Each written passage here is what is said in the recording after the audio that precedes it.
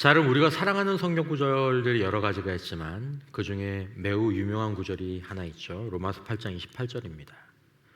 우리가 알거니와 하나님을 사랑하는 자, 곧 그의 뜻대로 부르심을 입은 자들에게는 모든 것이 합력하여 무엇을 이루느니라? 선을 이루느니라. 이 말씀 아주 유명한 말씀이죠. 자, 근데 여러분, 우리가 보통 이 구절을 꺼낼 때에는 좋은 일이 있을 때 꺼내나요? 좀 나쁜 일이 있을 때 꺼내나요? 좋은 일이 있을 때 꺼냅니까? 나쁜 일이 있을 때, 그렇죠. 좀 어렵고 힘든 일들이 있을 때 좀 이 말씀을 꺼냅니다. 어떤 일들인가요?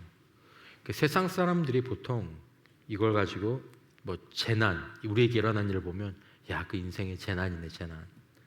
아니면 아이고, 화를 맞았네. 뭐 그런 일들, 우리가 원하지 않는 일들, 또 피하고 싶은, 정말 이건 아니길 바랬는데 일어나는 그런 일들을 맡게 될 때 우리는 이 말씀을 이제 떠올리게 되죠. 근데 이제 그런 일들이 우리가 일어났는데, 우리가 그렇게 있는데 누가 와서 우리에게 이렇게 얘기하면 이제 그 말에 우리가 아멘하기보다는 좀 신경질적으로 반응하기도 합니다. 여러분 어떻습니까? 여러분, 저와 여러분들은 이 말씀을 우리 인생의 사막, 광야, 풍랑이 내리치는 폭풍 가운데에서도 여러분들과 저는 이 말씀을 좀 붙잡고 살 그런 확신이 있으십니까? 어떠십니까? 그래, 나는 이 말씀이 있잖아. 나는 이 약속이 있잖아. 모든 것이, 대부분이 아니라 모든 것이 합력해서 선을 이룬다고 하셨잖아. 그러니까 나는 어떤 인생의 광야도 괜찮아. 나는 어떤 사막도 괜찮아. 나는 어떤 인생의 폭풍도 괜찮아. 그러냐라는 거죠. 여러분뿐만 아니라 저도. 여러분, 오늘부터 좀 긴 시간 동안 창세기 37장부터 50장에 이르는 그 표면적인 이야기의 주인공은 요셉이죠. 요셉의 이야기, 요셉의 인생과 그 인생 가운데 우리가 얘기하는 섭리로 역사하셨던 하나님의 이야기를 이제 금요일 저녁에 살펴보려고 합니다. 어쩌면 좀 길 수도 있겠습니다. 여러분, 하나님께서 일부러 요셉의 인생을 어렸을 때, 오늘 보면 시작하면서 보면 17살 때부터죠. 그리고 50장에 요셉이 110세 될 때까지 그 긴 시간, 한 사람의 가장 중요한 일생이죠.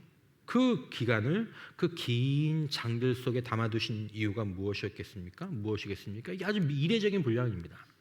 이만큼 긴 분량의 인생을 성경에서 할애한 경우는 손에 꼽을 정도입니다. 모세, 예수님, 다윗, 그리고 바울 조금, 그 말고는 거의 없습니다.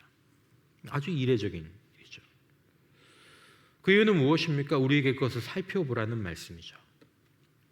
여러분, 요셉을 우리가 생각할 때 우리 자녀들이 요셉처럼 되기를 원하는 그런 기도들 많이 하지 않습니까? 요셉처럼 되게 해주시고, 다니엘처럼 되게 해주시고.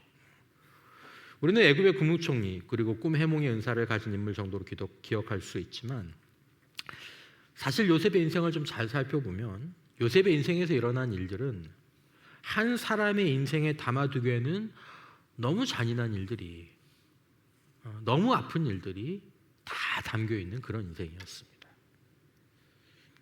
자, 그런데 그럼에도 불구하고 우리의 기억 속에는 요셉은 희생자로 남아있지 않습니다. 누가 요셉을 희생자라고 얘기합니까? 누가 요셉을 패배자라고 얘기합니까? 하나님, 우리 자녀들 요셉처럼 되게 해주세요. 이렇게 기도하는데, 여러분, 하나님께서 바로 이 이야기를 통해서 우리에게 말씀하시는 것입니다. 여러분, 하나님께서 우리에게 성경의 이야기를 통해서 말씀하시는 줄 믿으시기 바랍니다. 믿으라고 얘기하는 건 좀 이상한 표현이지만 그냥 쉽게 말씀드리자면, 하나님이 우리에게 하나님의 귀에 들리는 인격적인 음성으로 말씀하시기도 하지만, 하나님이 정말 우리에게 말씀하시는 방법은 성경을 봐라, 성경의 이야기를 통해서 내가 너에게 하는 이야기가 있다, 내가 너에게 들려주는 이 스토리가 있다, 그렇게 말씀하신다는 거죠. 여러분, 요셉의 인생은 요셉의 인생이고 내 인생은 내 인생입니다. 분명히 다르죠. 하지만 유명한 그런 말이 있죠. 가장 개인적인 것이 가장 보편적이다. 한 사람의 인생 속에는 우리가 문학을 보면서 문학을 통해서 우리 인생의 변화를 경험하는 경우들이 종종 있는데 그 이유도 그런 얘기죠. 문학 속의 이야기가 내 얘기 아닙니다. 그냥 여기 나오는 소설 속의 주인공들의 이야기인데 그 이야기를 깊고 진실하게 쭉 따라가는 가운데 내가 그 이야기 속에서 내 인생이 변화가 되고 내 인생이 읽히는 그런 경험들을 하게 되죠. 역사상 가장 위대한 문학은 하나님의 문학인 성경인 줄 믿습니다. 그러니까 성경 읽으면서 사람들이 변화가 되는 거죠. 여러분, 우리가 이 말씀 속에서 이 창세기 30장에서 50장 가운데에서 여러분들과 함께 이제 시리즈를 시작하면서 특별히 드리고 싶은 말씀은 여러분들이 정말 기도하는 마음으로 그리고 여러분들의 조그마한 주의를 이 말씀 가운데 기울이시면서 금요 이 시간들을 쭉 함께 하실 때 아마 우리는 인생을 배우게 될 겁니다. 그리고 인생에서 일어나는 일들을 배우게 될 것이고 그리고 거기서 인생과 붙어있는 진짜 신앙을 아마 배우게 될 것이고 특별히 우리의 깨어진 박살나버린 그 모든 것이 합력하여서 선을 이루시는 하나님의 손, 하나님의 섭리의 실체를 그것들을 보는 그런 은혜가 있게 될 것입니다. 저는 이 시리즈를 나누는 동안 우리 모두가 성숙을 기대하고 성장을 기대하고 변화를 기대하고 하나님의 섭리와 함께 춤추며 살아갈 그런 믿음과 삶을 좀 기대하면서 아주 조심스럽게 정말 깊이 고민하면서 이제 시리즈 설교를 여러분들과 함께 하고자 합니다. 자, 여러분, 우리가 먼저 기억해야 되는 것은 우리가 인생을 살펴보면서 기억하게 되는 것은 인생은 우리 자신에게서 출발하지 않는다라는 것입니다. 자, 무슨 말이냐 하면 내 인생이 이렇게 됐어요. 내 인생이 이렇게 된 이유가 뭐야? 너 때문이잖아. 너로부터 시작한 거야 라고 얘기할 수 있지만 그렇지 않다라는 것입니다. 우리 인생의 결과는 어디서부터 출발하느냐? 나로부터 시작하는 게 아니라 우리의 가정에서부터 시작한다라는 것이죠. 우리의 가정에서부터. 이게 인생이 힘든 점이 있는 것입니다. 여러분, 우리 인생에서 우리 인격에서 가장 중요하고 큰 일들은 어쩌면 우리 손이 아니라 우리 가정에서 이미 결정되는 것은 아닌가라는 그런 생각을 하게 되죠. 실제로 학자들이 그런 얘기를 하죠.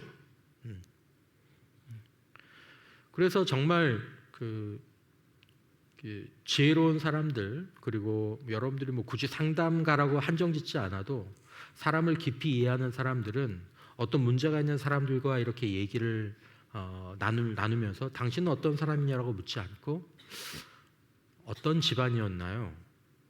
아버님은 어떤 분이셨어요? 어머니는 어떤 분이셨어요? 아주 어릴 때 어떤 일들이 혹시 집안에 있었던 것들 기억나는 게 있나요? 형제 자매들 가족 관계는 어땠나요? 이런 이야기들을 묻습니다. 아니 지금 내가 문제인데 내가 죽겠는데 그걸 왜 물어 나하고 상관이 없지 않다라는 거죠. 한 사람을 알려면 그 가정을 사실은 알아야 합니다. 그냥 일반적으로 놓아두면 한 사람의 인생은 가정이라는 모판과 이 모를 심어두는 그 모판, 가정이라는 이 모판, 그 사람이 이게 떨어져 나온 이 가정이라는 모판과 결정적으로, 절대적으로 연관이 있습니다. 여러분, 우리는 때로 가정 때문에 절망할 때가 있죠. 하나님은 우리 가정 같은 이런 가정도, 이런 가정에서 태어나고 자라서 이렇게 돼버린, 이렇게 살아가는 나도 붙잡아 주실까? 나는 지금 정말 늪에 빠진 사람처럼 이런 삶을 살아가고 있는데 나는 정말 다른 삶을 살 수 있을까? 하나님이 이야기로 대답하십니다. 하나님이 이야기로 대답하시죠. 그래서 오늘 시리즈의 첫 번째 이야기는 바로 여기서 시작을 하겠습니다. 자, 요셉의 가정. 요셉의 가정은 한마디로 말하면 얽히고 깨진 그런 가정이었습니다. 이게 요셉의 가정이었습니다. 야곱의 가정이죠. 그럼에도 불구하고 그 가정의 한가운데에서 이미 일하고 계셨던 하나님의 손에 관한 그런 이야기가 오늘 말씀일 것입니다. 자, 오늘 본문을 보면 가장 먼저 여러분 읽으시면서 눈에 들어오는 가정의 모습이 나오는데요. 이거 가정이라고 생각하고 본문을 보면 좀 다르게 읽히죠. 제일 먼저 눈에 들어오는 건 3절에 나오는 야곱의 편애입니다. 편애. 3절을 보시면 이스라엘이 그의 여러 아들보다 요셉을 깊이 사랑하니 이는 그가 노년에 얻은 아들이므로 그에게 채색옷을 지어 주었더니. 자, 이 정도까지 본문이 얘기할 정도면 야곱의 12아들 가운데에서 다른 아들들이 아버지가 요셉을 11번째 요셉을 사랑하는 것을 느꼈겠습니까? 못 느꼈겠습니까? 느낀 거죠. 이건 그냥 대놓고 그렇게 하는 거예요. 요셉은 어떤 사람입니까? 야곱에게 자기가 야곱의 인생에서 가장 중요한 화두였던 라헬이 낳은 아들이죠. 늦둥이 아들입니다. 11번째 아들이기도 하고. 그 마음 편애하는 부모님들의 마음이 이해 안 가는 건 아닙니다. 부모라면 누구나 자녀들 가운데 어떤 자녀에 대해서 특별한 감정이 있을 수도 있습니다. 아니 내가 얘를 좀 사랑하는데 그게 그렇게 큰 문제가 되겠느냐. 문제는 사랑이 아닙니다. 드러난 차별이 문제입니다. 차별의 문제죠. 아마 이 얘기를 하면서도 우리 성도님들 가운데에서도 마음속으로 맞아 차별, 우리 부모님이 차별하셨어. 그게 얼마나 마음 아픈 일인지. 그게 문제인데 우리 부모님은 그걸 문제라고 생각해 본 적이 없어. 그런 분들도 계실 겁니다. 전통적으로 우리가 채색옷이라고 얘기하죠. 야곱이 아들 요셉에게 준 채색옷.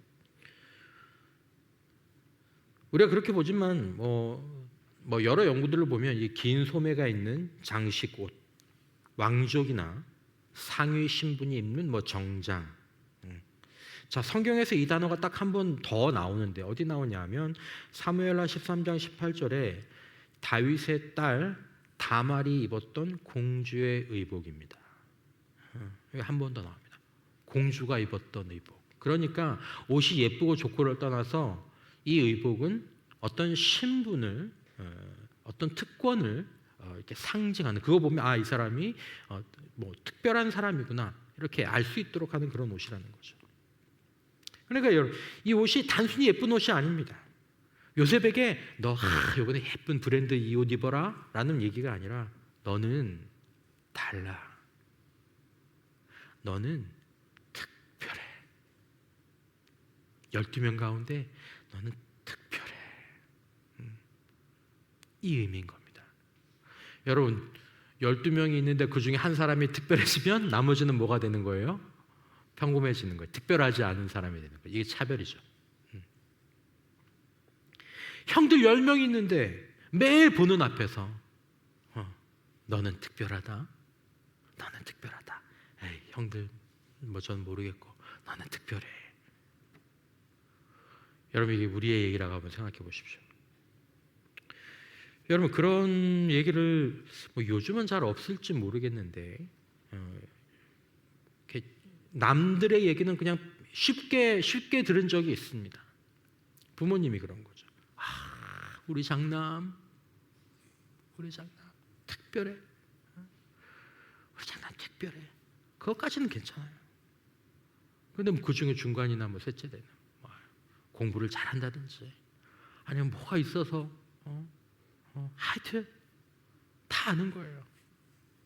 우리 엄마는 둘째 오빠, 셋째 오빠, 소위 말하면 우리 첫째 형 첫째만 자식이고 나머지는 다 들러리지 그걸 자라오는 내내 지금 17년 동안 요셉이 17살이 되는 그동안 형들은 계속 그걸 보면서 그걸 느끼면서 여러분 이게 부모에게는 별로 그렇게 심각한 문제처럼 느껴지지 않을 수 있습니다. 그런데 여러분 나중에 이게 얼마나 무서운 결과로 개인에게 그리고 가정에게 돌아오는지 말씀에서 교훈을 얻어야 되겠죠. 아마 가정 상담 하시는 분들이 뭐 이 본문을 보면 굉장히 중요한 본문이다 뭐 이런 얘기를 하실 겁니다. 자, 야곱이 왜 그랬을까요? 야곱이 왜 그랬을까요? 왜 그렇게 생각 없는 짓을 했을까요? 여러분, 요셉의 아버지 야곱은 어떤 일을 겪었습니까? 야곱의 아버지가 이삭이었잖아요. 이삭이 누구를 편애했습니까? 야곱의 쌍둥이인데 야곱의 형 에서를 편애했습니다. 그리고 리브가는 또 야곱을 편애했죠. 창세기 25장 28절에 보면 이삭은 에서가 사냥한 고기를 좋아하므로 그를 사랑하고 리브가는 야곱을 사랑하였더라. 여러분, 쌍둥이를 놓고 이게 무슨 짓입니까? 아버지는 에서를 어이구 내 아들 엄마 리브가는 야곱을 놓고 어이구 내 아들 편애하는 집에서 살았어요. 여러분, 그 편애가 낳은 결과가 무엇입니까? 형제가 갈라지죠. 야곱은 가출하고 20년을 떠돌고. 근데 야곱이 똑같은 실수를 반복합니다. 여러분, 무섭지 않습니까? 나는 우리 아버지처럼 안 해야지. 난 우리 엄마처럼 안 해야지. 우리 집은 그러지면 안 되게 해야지. 근데 여러분, 똑같아지기도 해요. 똑같은 말을 하고 똑같은 생각을 하고 똑같은 행동을 하고. 이 본문들을 가지고 알리스터 백이라는 목사님이 쓴 책에 이런 얘기가 나옵니다. 야곱의 과거 경험, 에서와의 편애로 인한 갈등이 그에게 편애의 파괴적 결과를 알려주었어야 했다. 그러나 그는 반복한다. 여러분, 이게 죄가 세대 간의 전이가 일어나는 과정입니다.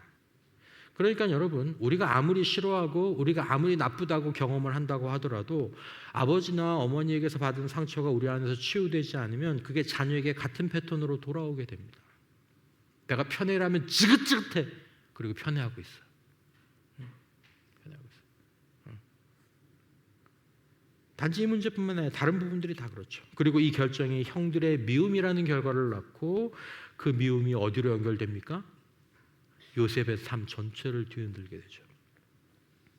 그러니까 여러분, 이 정말 그 어떤 연구 보고서들에도 보니까 부모가 자녀들을 차별적으로 대우하면 그 결과가 형제들 간의 적대, 뭐 내면적인 문제, 외면적인 문제, 이것들을 일으키는 아주 높은 상관관계를 보인다는 보고서가 있습니다.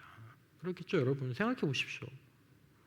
형이 있고 뭐 3남매가 있는데 첫째 아들, 둘째 아들, 막내 있는데 뭐 둘째 아들만 너무너무 예뻐. 그럼 첫째 아들, 막내 아들 어떻게 되겠습니까? 나중에 그 가정이. 형제들이 어떻게 반응합니까? 4절에 보면 그의 형들이 아버지가 형제들보다 그를 사랑함을 보고 그를 뭐해요? 미워해요. 그래서 어떻게 한다고 얘기합니까? 그에게, 요셉에게 편안하게 말할 수 없더라. 이걸 히브리어로 직역하면 로 샬롬 이렇게 나오거든요. 무슨 말입니까? 샬롬으로 말하지 못했다라는 말입니다. 여러분, 성도들끼리 가끔 교회에서 이렇게 인사할 때 뭐라고 인사해요? 샬롬. 못하는 거예요. 안녕 요셉, 잘 있었어? 잘 잤어? 우리 아들, 우리 막내, 아니면 우리 동생 잘 잤어? 안녕. 못한다. 형제인데 인사도 못 건네죠. 여러분, 이게 미움의 진짜 모습입니다. 미움의 진짜 모습은 주먹질이 아닙니다. 미움의 진짜 모습은 단절입니다. 침묵입니다. 눈 마주치는 걸 거부하는 거죠. 이게 진짜 미워하는 겁니다. 여러분, 본문이 진행되면서 이 미워하다가 8절에 반복됩니다. 더 미워하는 걸로.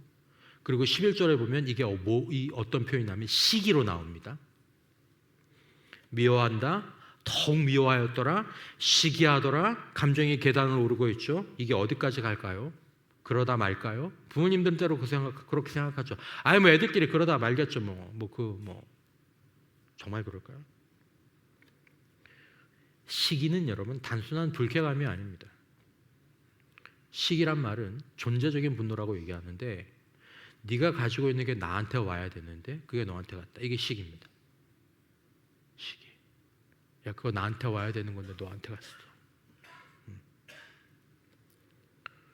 잠언 14장 30절 유명한 말씀이죠.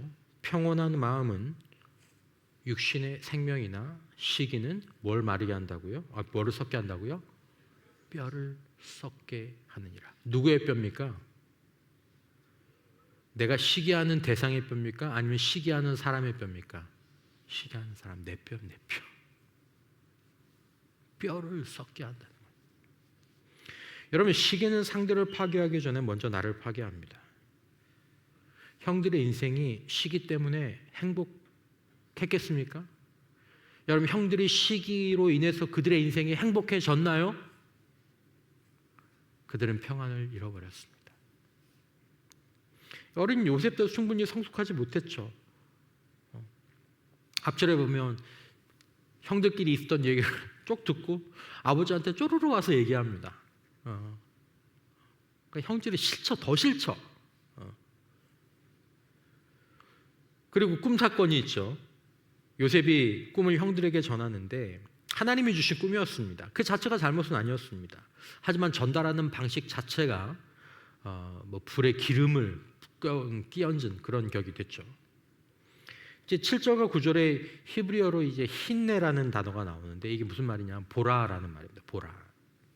근데 여러분 7절에 한글 번역으로는 잘 안 나오지만 7절에 보면 3번 봐요, 들어봐요, 진짜예요, 뭐 이렇게. 9절에 보면 또 2번 나옵니다. 봐요, 있는데요, 뭐 이렇게. 그러니까 이게 내러티브에서는 이 화자가 굉장히 흥분한 거고, 그리고 어떤 본인이 그 이야기 가운데 몰입해 있을 때 나오는 겁니다. 야, 있잖아. 야, 얼른 줄 알아? 진짜거든? 막 이렇게. 요셉이 꿈에 도취해 있다라는 겁니다. 형들의 감정 상태를 전혀 고려하지 않는 것입니다. 지금 형들은 안 그래도 기분이 안 좋은데, 형, 이런 일이 있었어. 나는 정말 어려웠고 나는 정말 힘든데 누가 와가지고 야, 나는 이런 일이 있었다. 야, 이런 일이 있었다. 이런 일이 있었다. 미성숙한 거죠. 17살 소년의 미성숙함. 여러분, 여기에 의인이 있습니까? 야곱도 잘못했겠죠. 형들도 잘못했죠. 요셉도 미숙했죠. 여러분, 사실 이게 우리 가정의 모습입니다. 우리가 가정에서 받은 상처가 있겠지만 사실은 우리도 미숙한 면이 있지 않았습니까? 가해자이면서 또 동시에 피해자, 상처를 주면서 동시에 상처를 받는 그런 야곱의 가정에서 일어난 일이지만 그 가정의 모습 가운데 잘 생각해 보면 우리 가정의 모습이 있는 거죠.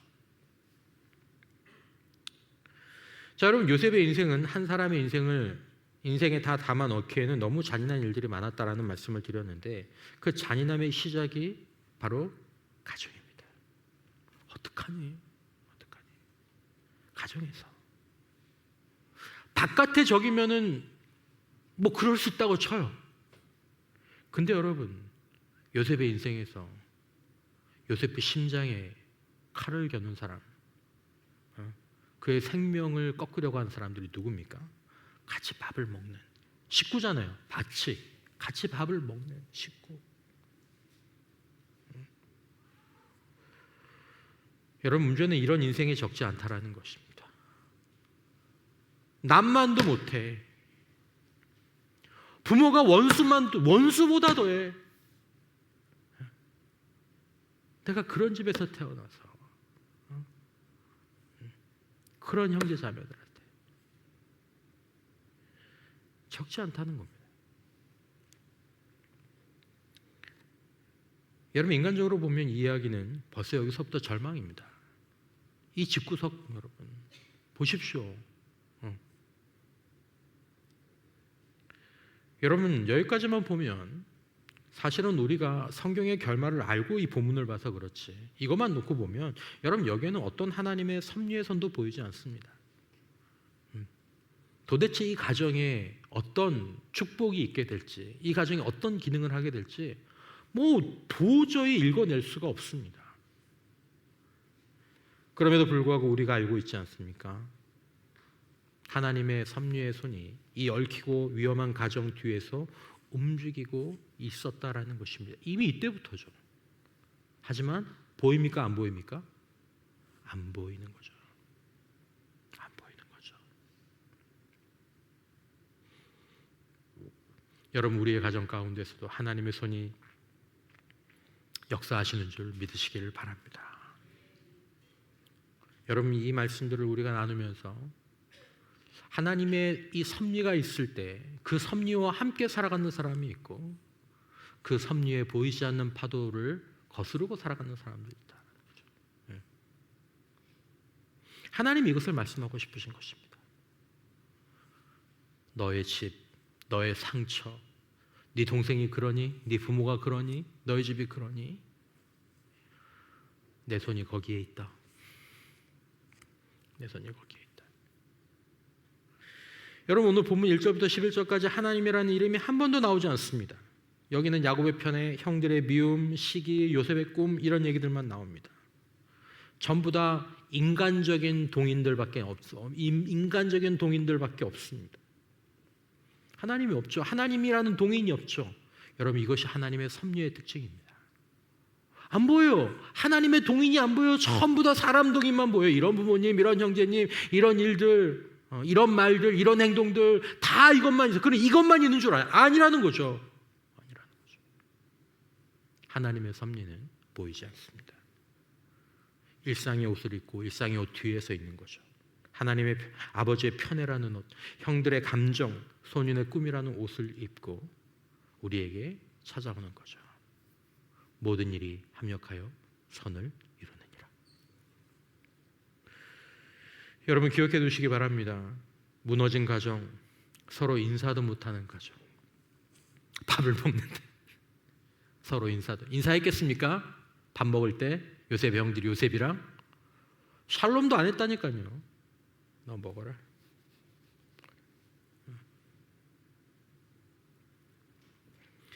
여러분, 우리 신앙 고백인 웨스트민스터 신앙 고백서 5장에 이런 고백이 있습니다. 만물의 위대하신 창조주 하나님은 모든 피조물과 그 모든 행위를 붙드시고 지도하시고 처분하시고 다스리시되 가장 지혜롭고 거룩한 섭리를 따라 그의 무오한 예지와 자유롭고 불변하는 그의 뜻의 작정에 따라 하신다. 여러분, 설교할 때 어려운 얘기는 딱 한 번만 하겠습니다. 여러 번 안 하고 딱 한 번만. 여러분, 이 장에 2항이 나오는데 이게 핵심입니다.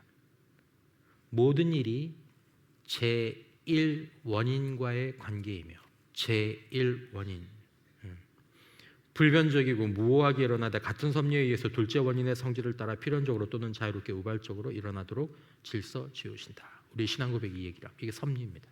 쉽게 말씀을 드리면 하나님은 제1원인이시다라는 것입니다. 모든 일의 궁극적인 주권자라는 것입니다. 자, 야곱의 편에 드러나는 형들의 시기, 요셉의 미숙한, 이건 둘째 원인입니다. 편애도 잘못이죠. 시기도 죄죠. 요셉의 미숙함도 미덕이 아닙니다. 그러나 하나님은 이 모든 둘째 원인들을 통과하셔서 이스라엘 이 야곱의 가문을 애굽에 보내시고 기근에서 살려주시고 메시아의 혈통을 보존하십니다. 어떻게 일이 가능했습니까? 하나님의 제1원인이시기 때문에. 로마서 8장 28절, 이걸 본문을 좀 더 정확하게 읽으면 하나님이 모든 일 가운데에서 선을 이루신다라는 것입니다. 여러분, 모든 것이 합력하여 선을 이룬다라는 것은 모든 것이 저절로 잘 될 것이다, 이 말이 아닙니다. 하나님이라는 제1원인이 되시는 인격적인 주체께서 우리의 모든 상황 가운데 적극적으로 일하셔서 하나님 당신의 선을 이루신다라는 것이 바로 로마서 8장 28절에 하나님께서 모든 일이 합력하여 선을 이룬다라는 이 말씀의 뜻입니다. 그러니까 여러분, 로마서 8장 28절의 확신은 그냥 막연히 긍정하는 데서 오는 것이 아니라 하나님이 일하신다라는 이 인격적인 신뢰에서 나오는 것이다라는 것입니다. 하나님은 제일 원인이신데 그분이 일하신다. 그분은 당신의 선하신 뜻을 반드시 이루신다. 그러니 둘째 원인인 부모님, 시기하는 형제들, 나의 미숙함, 일어난 일들, 그 일들이 하나님의 선하신 뜻을 넘볼 수 없다. 그것들을 마음에 가지고 사는 거죠. 여러분, 하나님은 자기 아들 예수 안에서 이 놀라운 섭리를 가장 분명하게 보여주셨습니다. 하나님에게는 사랑받는 아들 예수님이 계셨죠. 여러분, 예수님은 요셉과 아주 이 겹쳐지는 부분들이 많이 있습니다. 요셉이 형제들에게 미움을 받고 배척이 되죠. 예수님도 그러셨죠. 요한복음 1장 11절에 보면 자기 땅에 오매 자기 백성이 영접하지 아니하였다. 요셉이 옷을 벗김을 당하죠. 예수님도 그러셨죠. 병사들이 그의 옷을 벗기고 제비를 뽑았습니다. 요셉이 이방 땅으로 팔려가죠. 예수님도 그러셨습니다. 자기를 비워 종의 형체를 가지셨다라고 빌립보서 2장 8절에 얘기하고 있습니다. 요셉만 종이 된 게 아니라 예수님이 종이 되신 거죠. 고난을 받은 다음에 높임을 받았죠. 요셉이. 예수님도 빌립보서 2장에서 하나님이 그를 지극히 높여주셨다. 요셉은 자기를 배척하고 자신을 시기해서 자기를 정말 죽이려고 했던, 진짜 죽이려고 했던 자기 형들을 구원합니다. 예수님도 자기를 배척한 자들을 위해서 기도하시고 그들을 구원하셨죠. 아버지, 저들의 죄를 사하여 주시옵소서. 요셉은 예수님이라는 그 그리스도의 그림자이고 예표로 우리가 평가되는 것입니다. 여러분, 여기서 이야기가 절정으로 이르게 됩니다. 형들이 요셉을 팔아 넘긴 그 동기가 무엇이었습니까? 시기였습니다. 11절에 나오죠. 시기. 그 시기의 끝이 어디입니까? 마가복음 15장 10절에 빌라도가 예수님을 넘겨받을 때 이런 구절이 나옵니다. 이는 그가 대제사장들이 시기로 예수를 넘겨준 줄 알미러라. 빌라도가 대제사장들이 예수가 이런 죄를 지었다, 이런 것을 하나님을 모독했다 이런 얘기를 했지만 빌라도가 알고 있었다는 거예요. 지금 대제사장들이 예수를 시기하기 때문에 넘겨준 거라는 거죠. 존 파이프 목사님이 이렇게 썼습니다. 시기는 그 경쟁 상대가 매 맞고 피 흘리고 로마의 십자가에 매달릴 때까지 쉬지 않는다. 형들의 시기가 요셉을 구덩이에 넣었고 대제사장들의 시기가 예수님을 십자가에 못 박게 했습니다. 그러니까 여러분, 시기는요 사람을 죽이는 죄입니다. 그리고 여기에 복음이 있다고 얘기하죠. 그 시기 때문에 넘겨주신 분이 시기에 매어 사는 우리를 풀어주시게 되는 거예요. 그러니까 예수님의 십자가를 만나면 시기에서 자유케 되는 역사가 있는 줄 믿으시기를 바랍니다. 사도행전 2장 23절에 보면 그가 하나님께서 정하신 뜻과 미리 아신 대로 내준 바 되었다. 하나님은 아셨다는 거죠. 예수님은 시기로 그들에게 넘겨주셨으면서도 아버지, 저들의 죄를 사하여 주시옵소서 기도하셨습니다. 요셉이 아주 오랜 후에 형들 앞에서 두려워하지 말라라고 얘기할 수 있었던 것은 요셉이 바로 더 큰 아들이신 그의 예수의 그림자 안에서 살았기 때문에 요셉이 시기에 대해서, 그의 받은 피해에 대해서 가해자로 복수하지 않을 수 있었던 것입니다. 여러분, 우리에게 주는 질문입니다. 우리를 위해서 주시는 질문이죠. 나는 아직도 시기 안에서 살고 있는가? 하여튼 시기가 많이 일어나는 마음들이 있곤 합니다. 나는 아직도 피해자가 가해자로 변하는 통쾌함을 꿈꾸고 있는가? 내가 언제고 말이야, 내가 한번 갚아줄게. 한번 기회만 와, 내가 반드시 한번 갚아주지. 우리가 죽어요. 시기가 우리를 죽인다고요. 여러분, 우리는 시기 가운데에서 돌아가시면서 우리의 시기를 끊어주신 주님 안에서 어떻게 살아야 되겠습니까? 여러분, 어떻게 살 때 우리가 시기할 수밖에 없는 그런 상황 가운데 있어서도 하나님의 섭리라는 그 놀라우신 인도하신 가운데에서 그분의 섭리와 보조를 맞춰서 복된 길을 살 수 있을까요? 시기할 수밖에 없는 상황에서 로마서 12장 15절에 뭐라고 얘기합니까? 같이 한번 읽어보시겠습니다. 시작. 즐거워하는 자들과 함께 즐거워하고 우는 자들과 함께 울라. 여러분, 우리 모두가 다 이렇게 사는 은혜가 우리에게 임하기를 주님의 이름으로 축원합니다. 하나님의 섭리와 함께 살아가는 법입니다. 하나님이 섭리 속에 예비해 두신 그 복을 요셉이 누린 것처럼 우리도 누릴 수 있는 길. 기뻐하는 자들에게 시기하는 것이 아니라 타인의 복을 함께 기도하는 것, 기뻐하는 것. 여러분, 이게 자연적으로 생기지 않습니다. 시기는 육적인 감정입니다. 하지만 이렇게 즐거워하는 자들 시기하지 않고 함께 즐거워하는 건 영적인 정서입니다. 오직 복음 안에서 내가 이미 그리스도 안에서 충분히 사랑받고 있고 하나님이 내 인생 가운데서 모든 것을 합력하여 선을 이루신다라는 것을 확신하고 있는 사람이, 다른 사람이, 나는 아직 즐거운 일이 생기지 않았지만 내 주변에 그가 즐거운 일이 생겼을 때 함께 즐거워할 수 있는 것입니다. 그러니까 믿음이 좋아야 함께 즐거워할 수 있는 겁니다. 사랑하는 성도 여러분, 오늘 이 본문을 통해서 우리가 본 것들이 무엇입니까? 우리의 인생은 가정에서 시작된다라는 것입니다. 가정이 얽혀 있다라는 것입니다. 특별히 우리 부모님들, 또 우리 인생에 해석할 때 이 가정에서부터 시작되는 문제들이 있다는 것들을 기억하면서 편애라든지 미움이라든지 이 미성숙이라든지 이런 부분들을 주의하는 것들이 필요하고, 또 이런 문제가 없는 가정은 없다라는 것을 우리는 또한 기억할 필요가 있습니다. 죄와 함께 우리 가정이 많이 아프다.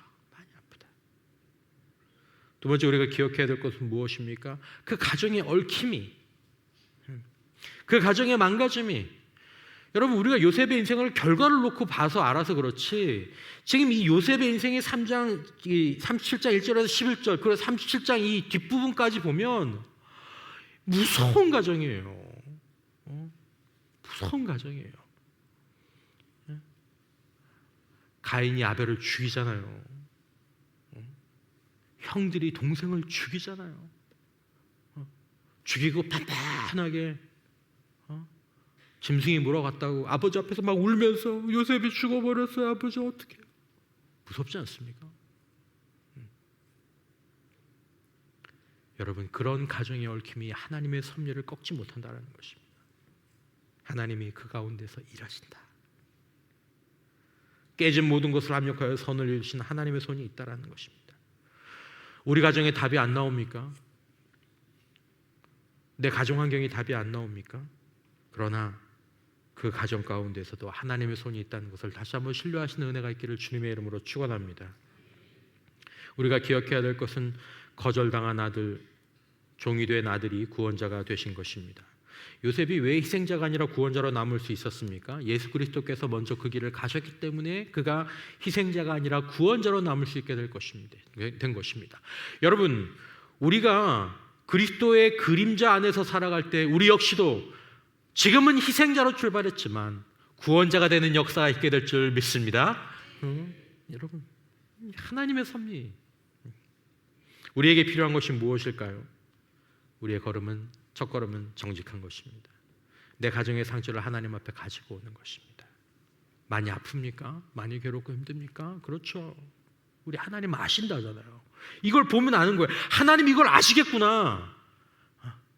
요셉의 이런 가정을 아시면 내 가정도 아시겠구나. 내 마음도 아시겠구나.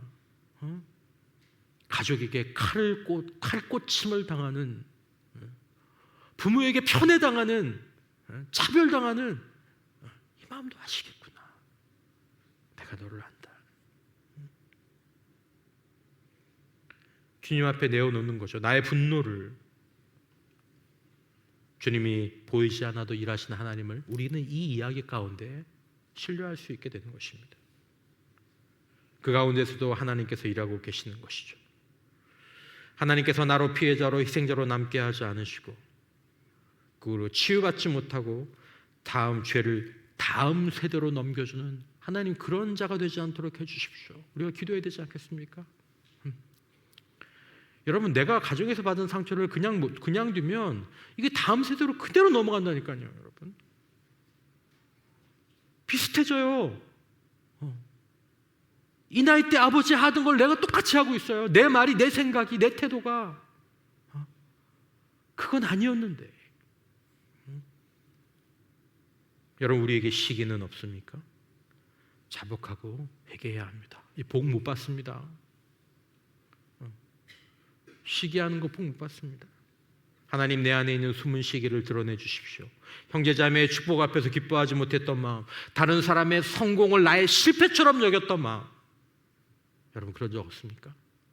다른 사람의 성공한 얘기를 들으면 나의 실패로 여겨지는 마음, 하나님 회개합니다. 하나님, 시기가 뼈에 뼈를 썩게 하는 것임을 주님 고백하면서 하나님, 이 죄의 뿌리를 예수님의 보혈로 씻어 주시옵소서. 여러분, 우리 가정 안에 회개가 있게 하시고 용서가 있게 하시고 여기는 그런 사람 없겠지만 혹시라도 폭력이나 학대 이런 것에 있어서는 하나님 지키고 보호하여 주시옵소서. 그건 기도할 문제가 아니라 신고할 문제인데, 여러분, 우리가 인생의 고난을 피해서 도망치지 않게 하여 주옵소서. 내 인생은 끝이야, 이제 나는 희망이 없어. 요셉이 그럴 수 있었습니다. 그게 마땅해 보였습니다. 하지만 여러분, 이 요셉이, 그 요셉의 고난이, 그 억울함이, 그 피해가 수많은 생명을 살리는 통로가 되었듯이 하나님, 우리 가정의 아픔, 나의 아픔도 상처도 하나님 손에 붙잡혀서 하나님, 다른 이들을 살리는 도구가 되게 하여 주시옵소서. 그럴 줄 믿으시기를 바랍니다. 그럴 줄 믿으시기를 바랍니다. 그래서 이 이야기가 복음인 것입니다. 여러분, 우리 내 남은 인생 가운데, 또 우리 가정의 아픔 가운데에서도 여전히 보이지 않지만 역사하시는 그 하나님의 섭리를 깨닫고 우리 인생이 시작하는 그 출발점, 가정에서부터 하나님의 손을 잡고 그 보이지 않는 손을 붙잡고 믿음으로 일어서는 저와 여러분들이 되시기를 주님의 이름으로 축원합니다.